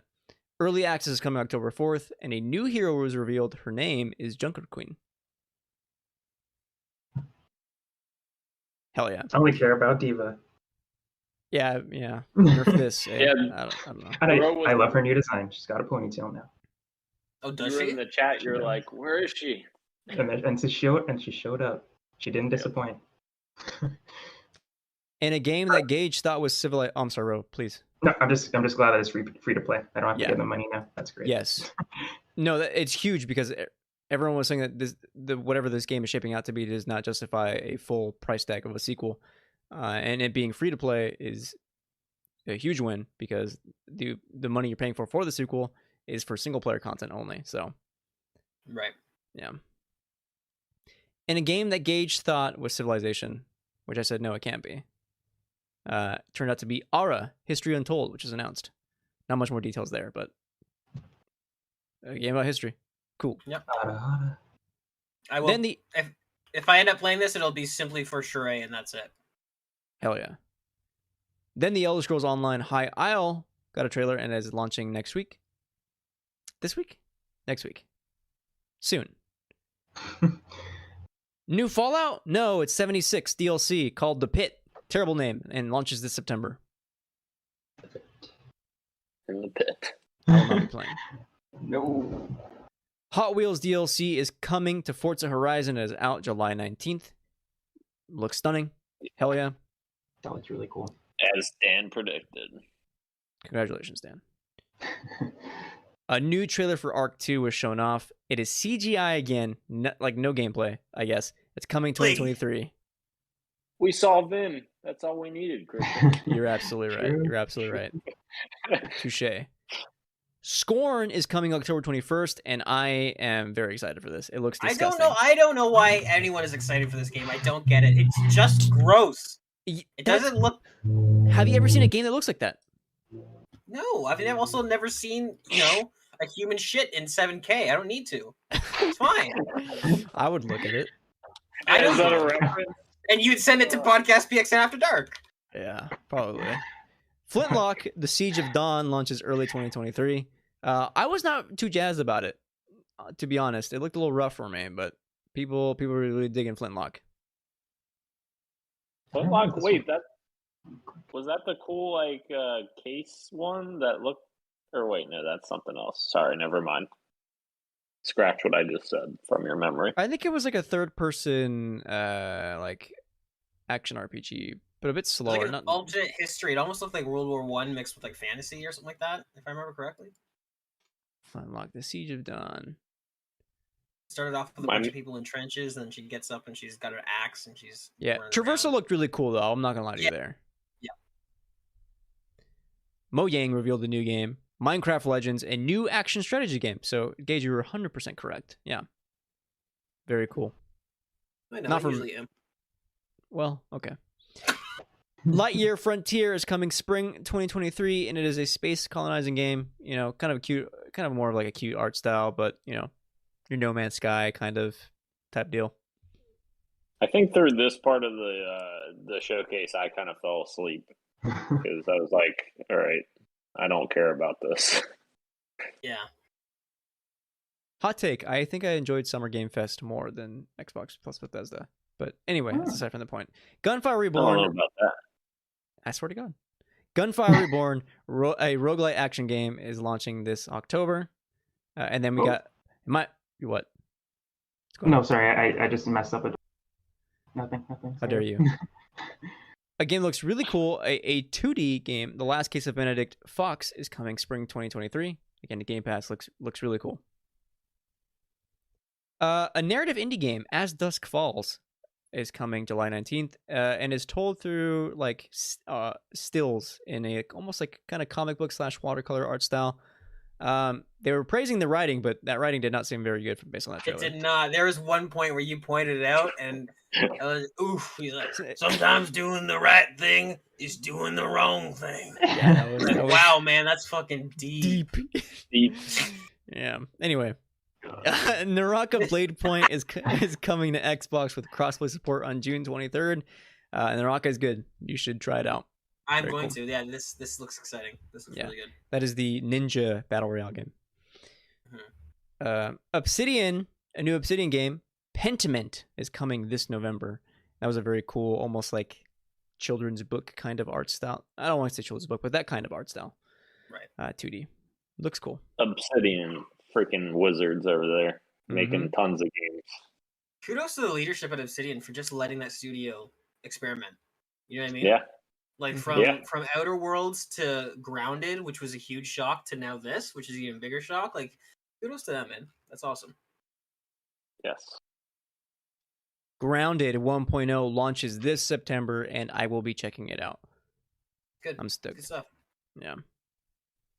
Erebon. The other. Sorry. The other thing is like we could end up seeing Fallout New Vegas 2 from Obsidian before Fallout 5 comes out. I would love that. Or even if they gave Obsidian like the to remake it, like gave them charge to remake it. Use Unreal 5. I would like that. Go nuts. That would be awesome. Fallout New Vegas, I think won. No, it did not win our poll for best open world game, but it was in the final 4. Yes. Yeah. Breath of the Wild. Yeah, Dan's pay to win strategy really paid off for him. Erebon Shadow Legacy launches 2023, and this is a game that I'm really excited about. Very cool third-person kind of stealth action game. You're using the shadows to kind of platform around. Very cool. This one looks cool. I'm excited for this one too. Then we got to look at Diablo 4 with a new trailer. A Necromancer class is revealed. It is the final class, I believe, in Diablo 4. Not a Game Pass game, and but Dan is very excited. Also, art style, gorgeous. I will say this. It's really good. Yeah, Diablo 3 was fantastic. That was the first time I've even played Diablo game, but Diablo 3 I love so much. The gameplay, the graphics of Diablo 4 look even better. I'm just very excited to check it out. Heck yeah. Sea of Thieves got an update for Season 7, a trailer. So, heck yeah. This trailer, for some reason, it should have been really cringy, but I thought it was really well written, actually, and kind of funny. I don't know. I really enjoyed this little sing-along trailer they did. I thought it was a pretty- great trailer. I hated it. I did not like it in the showcase. Oh, really? I don't know. I thought it was weird. Huh. I thought it was quite charming. I liked it quite a lot, actually. I would have liked to see like Right. some kind of details on what season 7 was looking like, not just the song. You know what I mean? Nope, you get a musical and that's it. I'll say, That's Gabe, what- that wasn't that's fair. kind of funny. This is Podcast PXN. That's a different. Ha! Sorry. Ravenlock is coming 2023. I don't remember what Ravenlock was. I don't Ravenlock and either. Flintlock. Two different kinds of locks. Ravenlock, I do not remember at all. There's lots of locks involved. You have to lock pick. Oh, Okay. here's one I do remember. I'm just gonna move on. I'm sorry. I don't even care. Sorry. Former artist members from Playdead's Inside unveiled. I mean, not just them. The whole team unveiled. Cocoon, which is coming 2023, a kind of puzzle indie game. It looks kind of mind blowing, to be honest. You're using these orbs to do different things. There's like 3 different colors of orbs. Maybe there's more. I don't know. But in this trailer, there was 3. Very cool looking game, and I am excited. Very good. Then we got a new game by Team Ninja, Wolong Fallen Dynasty. It's coming early 2023. Looking very cool. I might check this out, even though I suck at Team Ninja games. And another Game Pass game that's crazy. Team Ninja, third-party developers, doing a day one Game Pass game yet again. But yeah, I think a lot of people were projecting like a return of Ninja Gaiden, but you know, this is even better, a new IP. Yeah, for sure. And speaking of, I don't know, third-party announcements, in what is, in my opinion, the most insane announcement of the day, Persona 3, 4 Golden, and 5 Royal are coming to Xbox Game Pass. And it was later confirmed it's also coming to Steam and PlayStation, but still, it is coming to Xbox Game Pass. Just absolutely insane for Xbox to get all these games on their platform. Thank you, Atlas. Thank you, Xbox. Thank you, Atlas. Yes, I can't wait to play. We talked about my favorite game of all time, The Last of Us, earlier. I mean, all of us really like that game.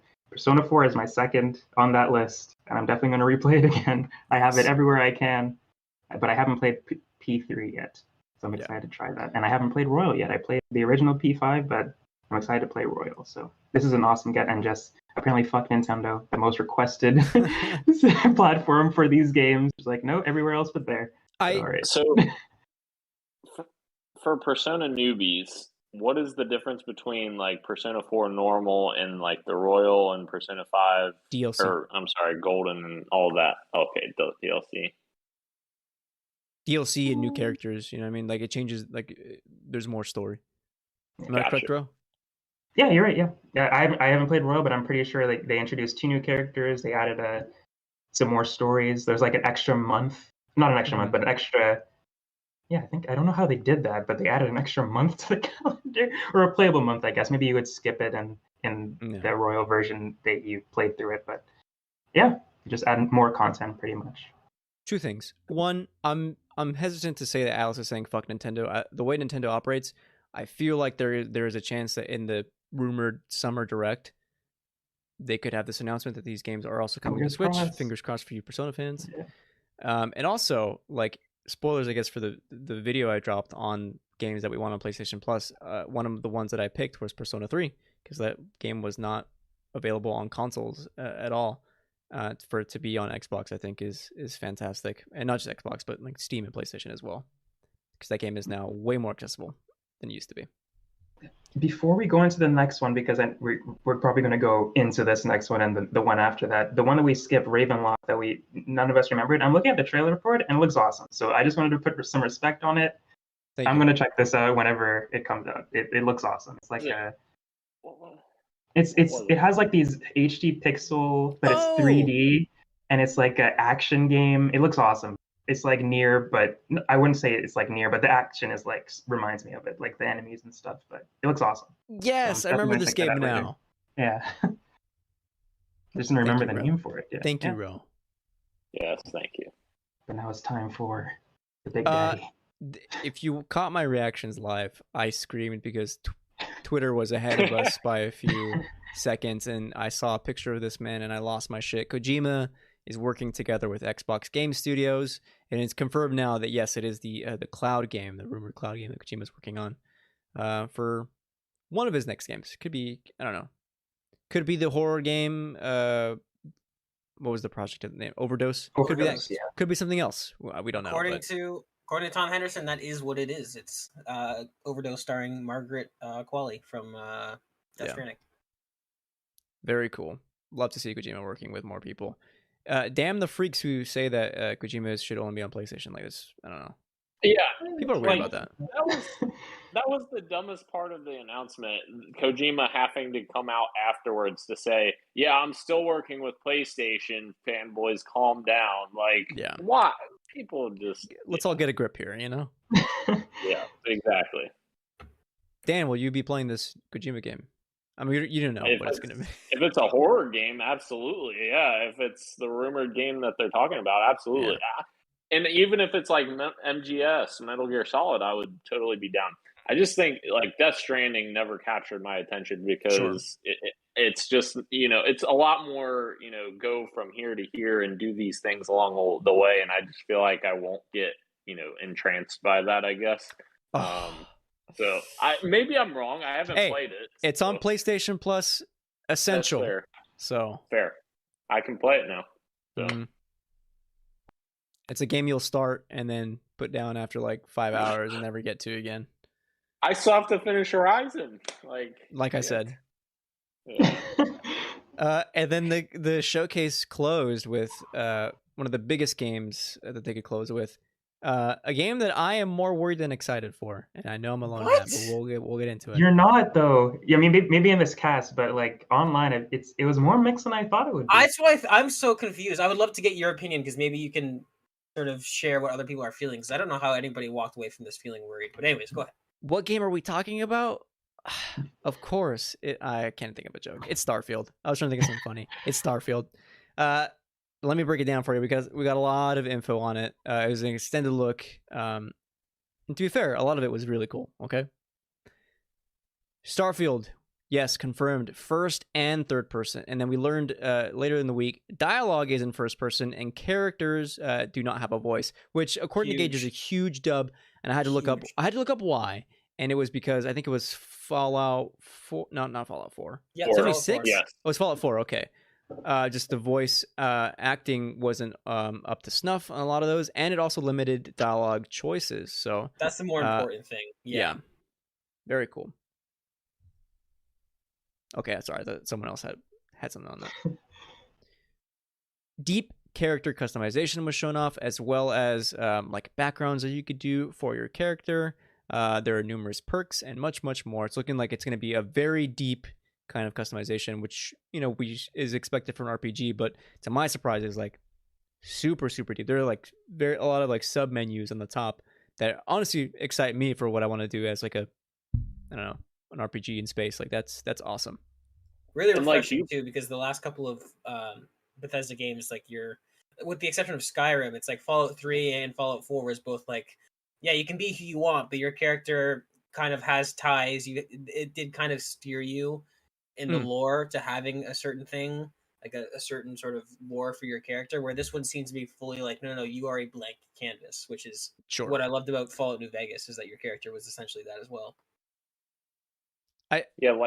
You pointed out during the live stream, Christian, it was really cool the perk system. Like if you pick you want to be an introvert or whatever, you can't also be an extrovert because obviously that wouldn't make sense. But like certain things get locked and unlocked depending on like what path you go down. So it kind of like really like makes your character specific to you, whereas other people have different builds. So.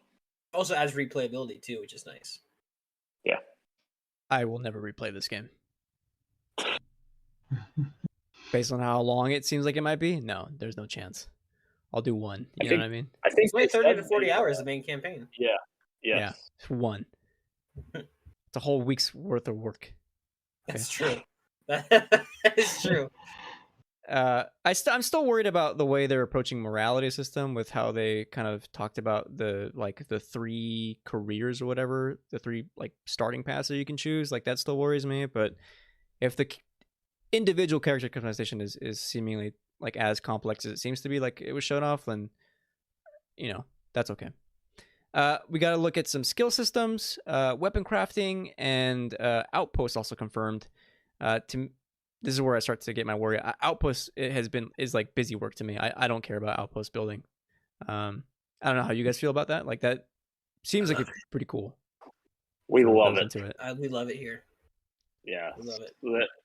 I think it's just cool because it's not. I don't think it's required, or at least it isn't in their previous games. Sure. So I wouldn't think it would be here. So like, it's just something cool for people that are like creative that want to like build different things inside the world. It's just really, I don't know, interesting. Something interesting. Oh, Dan or Gage. I was just gonna say, this is just for me. Like I said, like I'm the type of person who likes those survival games. So like obviously this is just hand in hand with that. Like obviously this speaks to me personally. Yeah. Something really cool that I think was said in that demo too is that you can hire people that you've met along the way to come work in your outpost. Yeah, that I think is a really cool kind of way to make that building a lot deeper and like for you to engage with characters more. So that aspect I really liked. Right. Which I think Fallout 4 had aspects of that, right, Gage? Like where you could have people go back to your base. I don't know if you could specifically hire and place people. I just think that like if you kept certain requirements, that people would just sort of filter in and out of your. I'm trying to remember correctly because I haven't played Fallout 4 in a long time, but this seems like very much like you build like say a refinery and then you hire somebody to operate the refinery, or like you build a crafting station and somebody is there at that crafting station, which is a nice bonus because it makes it sort of feel alive. Like you build this. That's the one thing with some survival games that sucks, like Ark. Like if you're playing solo Ark, you can build this awesome city, but you're the only one there, right? So I like this. I like this a lot, where you're gonna have NPCs walking around and stuff like that. But I think you're right, Dan. I think Fallout 4 had some kind of very light version of this. Do you know what's wild though? There was rumors for so long that this game was going to be an online, like, live service game, and it's not. Do we like? Is it possible that this game was at one point and then Fallout 76 came out and then they're like, wait, we can't do this with Starfield because the game has been announced for like 4 years now. When did Fallout 76 come out? When did that release? 2018-ish, I think, or 2019 maybe. This would have been early in development. If that was a thing, I think it was early enough that it didn't impact the systems of the game. It might have impacted what their vision was a little bit, but I think that absolutely. I think Bethesda's not going to touch live service again after Fallout 76 for a long time. I think they learned their lesson because that was disastrous. And for a game this big in scope, I think that's probably the way to go anyway. Right. Yep. About this point in the extended look is where those of us reacting were like, haven't seen space at all here in this sci-fi game. Could this be that, we only like are teleporting between planets and you don't actually fly in space? This is where we got to look at spaceship customization, which looks super deep. Gage is busting for this. So good. Yeah. I don't care about this. Sure. You're nuts. You're nuts. Customize your ship? Come on.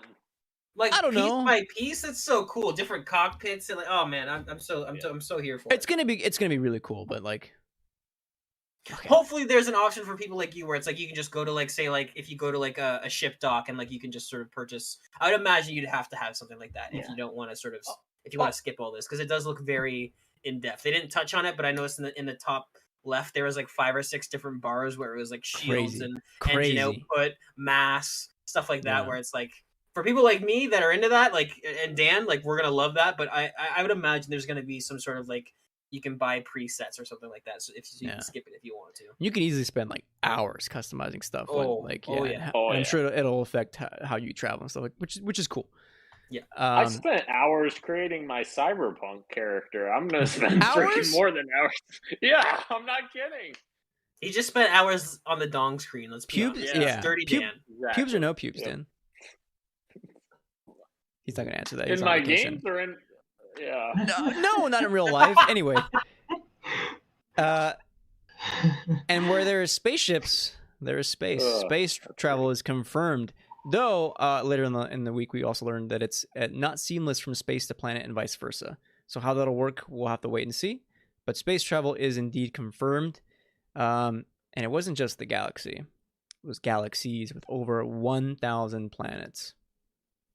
Huge. This was the big surprise. I was not expecting that. Same. He was, and the way Todd Howard did this, he has a way with words. He is an excellent presenter. The way he was building this up, I was like, oh, cool, every planet in the system, that's awesome. And he's like, and not just this system, hundreds of systems. Like, it was a very, very clever the way they did that. And I was not expecting this at all. I know a lot of people are worried that, like, a lot of these planets might be sort of maybe not populated or something like that. But it's like, I feel like if you're getting one system that's completely curated and it has, like, you know, a really good quest line and all that stuff, everything else is just bonus. So I don't really see that as a negative. Because I think a lot of us were just expecting one system, like a couple of different planets. So the fact that there's 1,000, like, sure, every planet might not have some crazy, like, Whiterun style handcrafted city, but I mean, it just gives a lot of potential for modding. And that was the big thing that a lot of people who were positive on the game brought up, is like, if there's this many planets, you could have multiple, like, mods that don't conflict with each other, that are total, like, campaigns that take place on entire planets or entire systems. Like, the modding potential for this game is going to be absolutely huge because of how scope. You know, the other thing, linking back to what we were talking about a little bit ago, like, maybe that was the part of their original pitch of the live service was, let's do this one system at launch and then, you know, go system by system and continue to build out those systems over a period of time. So maybe we get the DLC for this game that will be like, this system, here you go. We'll flesh it out and build it out a story for that system. That's a good point. So, I didn't even think of what DLC is going to look like for this. And because that's something that Bethesda does really well, is they support a lot of their games with really, like, that's something that Bethesda does not get credit for. Every single one of their games gets extensive DLC. Whether it be Fallout 4 or Skyrim or Fallout 3 or Fallout New Vegas, they all get like 4 or 5 at least hefty, like, story add-ons with new campaigns and new missions and all that stuff. So I didn't even think about that, Dan. That's a really good point. Like, I'm sure that the DLC for this game is going to be awesome. Here are my two concerns, and then hopefully you guys can pull me back in. Okay. Because as impressive as the game was, I have two, okay? All right. One, the narrative. In terms of richness and engagement and quality, I still have no idea of what that's going to look. And granted, like, it's Bethesda, right? So we know, like, it's an RPG. They write, like, enticing quests, and so a lot of it is built on, like, we've done great games before. That should mean that it should follow that Starfield is no different. But as, like, someone who is newer to Bethesda games, I saw nothing that was, like, enticing or even talked about here in terms of narrative richness, and so I'm scared that this is going to be a little bit lacking. So I just don't know what that's shaping out to be. When you say 1,000 planets, what does that mean in terms of, like, quests or side quests or something that, like, that's really going to immerse me in terms of, like, story and not just exploration and mining and resource gathering. So on that front, I just don't know. If I had to bet, I would say that the main quest line and even a lot of the side quests are only going to take you to, like, one system and maybe the neighboring 3 or 4. I really don't think this game is going to have you jumping all over the place to 1,000 different planets. I really think a lot of this stuff is there for just building out the universe and for the modding scene and maybe, like Dan said, for future DLC. But I don't know. Lore and universe building is the one thing Bethesda does really well. So now that we're actually playing a game that takes place in an actual universe, I think that this actually has the potential to be one of their best stories if they can really continue that hot streak with, like, Skyrim. Again, like, you take any one plot line or any one quest line in Skyrim and you can sort of, like, yeah, this is pretty good. But the fact that you get, 20 different really good, really thorough quest lines in one game, that's what makes Skyrim special. So I think that's kind of like what my answer to that is like, sure, the main quest line might not be, Death Stranding, but if you have a bunch of, like, if you have 37 out of 10 quest lines that are all pretty good in one game, that kind of makes the whole game really special. Okay. And echoing Gage's comments, also, I think, those planets will be there for resources. Like you have to Yeah. gather resources for your ships and all of your other things like in the world. So like I think those planets will be there for that purpose. Kind of Mass Effect 2-esque. That was a because really you good do comparison that you made. Yeah, I agree. Yeah, Mass Effect 2, you do a lot of that. You scan planets and then you get resources, and you can I think you can deploy in certain areas on Mass Effect 2 on planets. But yeah, it's And maybe for the narrative thing, maybe not quest, but I do think like the 1,000 planets and the expansiveness of this game can offer like a lot of water cooler moments. Like for Yes. Red Dead Yeah. 2, Sure. I won't go into that too much, but there were like so many times where I'd just be exploring and then I'll come across this awesome like little side story that wasn't a quest. I didn't have to track down anybody, but like some of my most memorable moments in that game were just happened. So I feel like something like this can totally have a lot of those moments where you're just exploring a planet, just expecting to go get those resources that Dan are talking about, and then you just wind up upon this really cool story that you weren't expecting to run into. My thing with Red Dead is like Rockstar went in depth to like make everything very specific for all those things. Like there was like a attention to detail that I'm again don't know like what a Bethesda game looks like with over 1,000. Like with Rockstar, like there's a finite space with over 1,000 planets. There's just like not everything's at the same level. It will not have that level of detail for sure. I mean, like Rockstar is like Naughty Dog, where they're just kind of in a league of their own. But I think Rashan's right with the water cooler stuff, where it's like in Red Dead. I remember one time. It's your most viewed video on YouTube, I think, Rashan. I'm not going to spoil that cutscene. But I remember you talking about that cutscene, and I was like, well, wait a minute, that's not how that scene played out at all. And you're like, oh, well, did you do these side quests in Saint Denis? And I was like, no, I didn't even see those. So that exact moment is kind of like that is what the entire Bethesda game sort of structure is built on is those moments and sort of and having those sort of different experiences, which is what I'm really excited for. So I think Rashan, that is going to be a big appeal, and I think that's what they're banking on is those water cooler conversations of, did you go to this planet? Did you see this happen? Or I went to this planet and this happened. And it's like, oh, well, I did this quest, and when I went to that same planet, this actually happened. Like that's the type of stuff that I think is going to be really exciting for this game.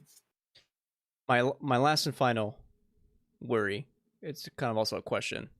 See where you guys feel. How do you guys feel about the AI? Because I rewatched it and I wasn't completely sold on how the AI was. Like during combat, there was one instance where like a enemy soldier, whatever, like turned around and was like walking away from you, and then the person shoots him. I thought a little wonky, but whatever.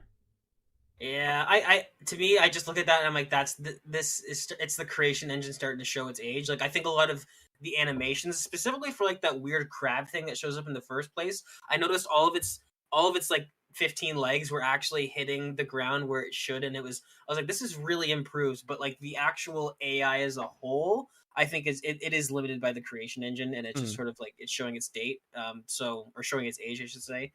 Yeah, I mean, to me, the combat just has to be fun. I'm not looking. It doesn't have to be necessarily the greatest, because I'm not really expecting that from a Bethesda game. But that's not necessarily an excuse. Like if the AI is bad, then the AI is bad. Sort of full stop. And I think that is totally a fair concern, because AI has never been great in any Bethesda game. There's usually ways to cheat the system fairly easily, and sort of like, if you just stand in this corner, you can just shoot this guy and he'll just stand there and do nothing about it, and you can kind of cheese the entire game like that. So I mean, that's definitely a possibility for sure. Yeah, it's definitely part of the Bethesda jank that they got to include in. But yeah, I think that is part of the charm of Bethesda games. Like you can get these really crazy and cool moments, kind of like what Ro was talking about, the water cooler moments. Like that could be as simple as like the AI doing something weird that you don't expect, because there is that weird jank there. So right, yeah. As long as it's not broken jank, Yeah. There's a certain level where it's like it's charming and like part of the experience. That I'm 1,000%. Yeah. Starfield's shaping up to be pretty cool game, and it's looking like it's living up to a lot of people's expectations and dreams, and I'm really hoping it launches, and it's coming to Game Pass, so I'm really hoping it's great. So, and you know what, one final shout out is that this seems to be, like, in terms of tone, this seems to be Bethesda's most mature game, which is what I was really surprised at as well, because you have Fallout, which is very Tarantino, very like tongue-in-cheek humor, kind of balls to the walls parody of American, bygone era. You have Skyrim, which is high fantasy and like just like out there. Whereas this, this looks very intriguing from an atmosphere standpoint. Like I'm really interested to see how this shapes up. I'm very excited personally for Starfield. Yeah. Heck yeah. Well, that's gonna do it for us, which I think now would make me the longest episode running. But hell yeah, not me anymore. Christian, So, you walked us through that masterfully. I looked at this and I'm like, that is a lot. if of I was hosting this fucking Yeah. episode, then we would be done at like 11 o'clock. yeah. I just wanted to shout out Kurok real quick in the Twitch chat because we haven't checked in on him, but he is excited to play Starfield as well. Very Hell excited. yeah. So thank you very much for joining us. I'm gonna play it as well. So It's coming to Game Pass. Why not? You're Why getting not? A brand new Absolutely AAA experience and it's coming to Game Pass. 51 games covered. All of them coming. Sorry, 49 coming to Game Pass in the next 12 months. Absolutely insane. Yep. Stellar work from Xbox. Thank you to everyone joining us live on YouTube, Twitch, and Twitter, as well as podcast services everywhere, including Apple Podcasts, Google Podcasts, SoundCloud, Spotify, and Stitcher. Thank you, Ro. Thank you, me. Thank you, Gage. Dan, hope you're enjoying your vacation. And this has been Podcast PXN, and we are outie. Oh, sorry, Dan, please say it. You know the words. Much love and Keep on gaming. Keep rolling. Oh, I have to end the stream. See you, everyone.